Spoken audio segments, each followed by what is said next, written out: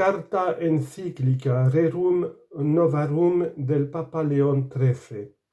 sobre la situación de los obreros. Despertado el prurito revolucionario que desde hace ya tiempo agita a los pueblos, era de esperar que el afán de cambiarlo todo llegara un día a derramarse desde el campo de la política al terreno con el colindante de la economía. En efecto, los adelantos de la industria y de las artes que caminan por nuevos derroteros, el cambio operado en las relaciones mutuas entre patronos y obreros, la acumulación de las riquezas en manos de unos pocos y la pobreza de la inmensa mayoría, la mayor confianza de los obreros en sí mismos y la más estrecha cohesión entre ellos, juntamente con la relajación de la moral, han determinado el planteamiento de la contienda. Cuál y cuán grande sea la importancia de las cosas que van en ello, se ve por la punzante ansiedad en que viven todos los espíritus. Esto mismo pone en actividad los ingenios de los doctos, informa las reuniones de los sabios, las asambleas del pueblo, el juicio de los legisladores, las decisiones de los gobernantes, hasta el punto que parece no haber otro tema que pueda ocupar más hondamente los anhelos de los hombres. Así pues, debiéndonos velar por la causa de la Iglesia y por la salvación común, creemos oportuno, venerables hermanos, y por las mismas razones hacer respecto de la situación de los obreros lo que hemos acostumbrado dirigiéndoos cartas sobre el poder político, sobre la libertad humana, sobre la cristiana constitución de los estados y otras parecidas, que estimamos oportunas para refutar los sofismas de algunas opiniones. Este tema ha sido tratado por nos incidentalmente ya más de una vez, mas la conciencia de nuestro oficio apostólico nos incita a tratar de intento en esta encíclica la cuestión por entero, a fin de que resplandezcan los principios con que poder dirimir la contienda conforme lo piden la verdad y la justicia. El asunto es difícil de tratar y no exento de peligros. Es difícil realmente determinar los derechos y deberes dentro de los cuales hayan de mantenerse los ricos y los proletarios, los que aportan el capital y los que ponen el trabajo. Es discusión peligrosa, porque de ella se sirven con frecuencia hombres turbulentos y astutos para torcer el juicio de la verdad y para incitar sediciosamente a las turbas. Sea de ello, sin embargo, lo que quiera, vemos claramente, cosa en que todos convienen, que es urgente proveer de la manera oportuna al bien de las gentes de condición humilde, pues es mayoría la que se debate indecorosamente en una situación miserable y calamitosa, ya que disueltos en el pasado siglo los antiguos gremios de artesanos, sin ningún apoyo que viniera a llenar su vacío, desentendiéndose las instituciones públicas y las leyes de la religión de nuestros antepasados, al mismo tiempo fue insensiblemente entregando a los obreros aislados e indefensos a la inhumanidad de los empresarios y a la desenfrenada codicia de los competidores. Hizo aumentar el mal la voraz usura que reiteradamente condenada por la autoridad de la Iglesia es practicada no obstante por hombres codiciosos y avaros bajo una apariencia distinta. Añádase a esto que no sólo la contratación del trabajo, sino también las relaciones comerciales de toda índole se hallan sometidas al poder de unos pocos, hasta el punto de que un número sumamente reducido de opulentos y adinerados ha impuesto poco menos que el yugo de la esclavitud a una machedumbre infinita de proletarios. Para solucionar este mal, los socialistas, atizando el odio de los indigentes contra los ricos, tratan de acabar con la propiedad privada de los bienes, estimando mejor que, en su lugar, todos los bienes sean comunes y administrados por las personas que rigen el municipio o gobiernan la nación. Creen que con este traslado de los bienes de los particulares a la comunidad, distribuyendo por igual las riquezas y el bienestar entre todos los ciudadanos, se podría curar el mal presente. Pero esta medida es tan inadecuada para resolver la contienda que incluso llega a perjudicar a las propias clases obreras y es además sumamente injusta, pues ejerce violencia contra los legítimos poseedores, altera la misión de la República y agita fundamentalmente a las naciones.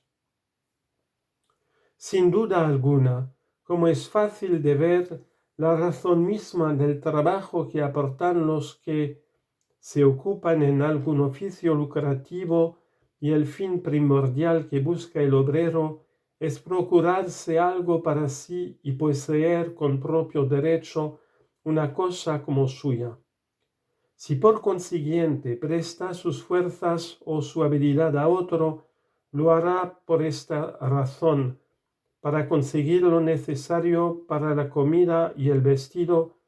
y por ello, merced al trabajo aportado, adquiere un verdadero y perfecto derecho no sólo a exigir el salario, sino también para emplearlo a su gusto. Luego, sí, reduciendo sus gastos, ahorra algo e invierte el fruto de sus ahorros en una finca, con lo que puede asegurarse más su manutención. Esta finca realmente no es otra cosa que el mismo salario revestido de otra apariencia, y de ahí que la finca adquirida por el obrero de esta forma debe ser tan de su dominio como el salario ganado con su trabajo. Ahora bien, es en esto precisamente en lo que consiste, como fácilmente se colige la propiedad de las cosas, tanto muebles como inmuebles. Luego, los socialistas empeoran la situación de los obreros todos, en cuanto tratan de transferir los bienes de los particulares a la comunidad, puesto que, privándolos de la libertad de colocar sus beneficios, con ello mismo los despojan de la esperanza y de la facultad de aumentar los bienes familiares y de procurarse utilidades. Pero lo que todavía es más grave, proponen un remedio en pugna abierta contra la justicia, en cuanto que el poseer algo en privado como propio es un derecho dado al hombre por la naturaleza. En efecto, también en esto es grande la diferencia entre el hombre y el género animal. Las bestias indudablemente no se gobiernan a sí mismas, sino que lo son por un doble instinto natural que ya mantiene en ellas despierta la facultad de obrar y desarrolla sus fuerzas oportunamente, ya provoca y determina a su vez cada uno de sus movimientos. Uno de esos instintos los impulsa a la conservación de sí mismas y a la defensa de su propia vida. el otro a la conservación de la especie. Ambas cosas se consiguen, sin embargo, fácilmente con el uso de las cosas al alcance inmediato y no podrían ciertamente ir más allá, puesto que son movidas solo por el sentido y por la percepción de las cosas singulares. Muy otra es, en cambio, la naturaleza del hombre. Comprende simultáneamente la fuerza toda y perfecta de la naturaleza animal, siendo concedido por esta parte, y desde luego en no menor grado que al resto de los animales, el disfrute de los bienes de las cosas corporales. La naturaleza animal, sin embargo, por elevada que sea la medida en que se la posea, dista tanto de contener y abarcar en sí la naturaleza humana, que es muy inferior a ella y nacida para servirle y obedecerle. Lo que se acusa y sobresale en nosotros,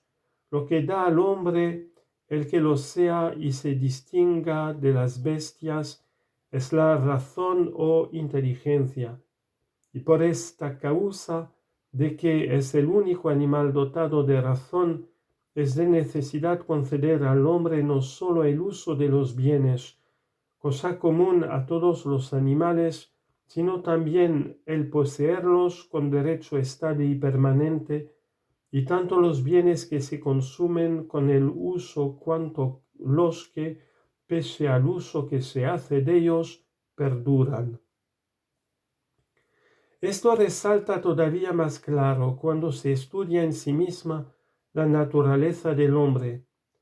pues el hombre, abarcando con su razón cosas innumerables, enlazando y relacionando las cosas futuras con las presentes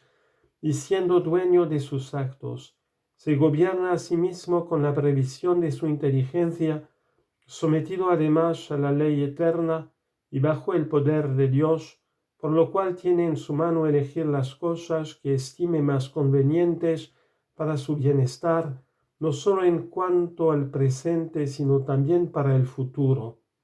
De donde se sigue la necesidad de que se halle en el hombre el dominio no solo de los frutos terrenales, sino también el de la tierra misma, pues ve que de la fecundidad de la tierra le son proporcionadas las cosas necesarias para el futuro.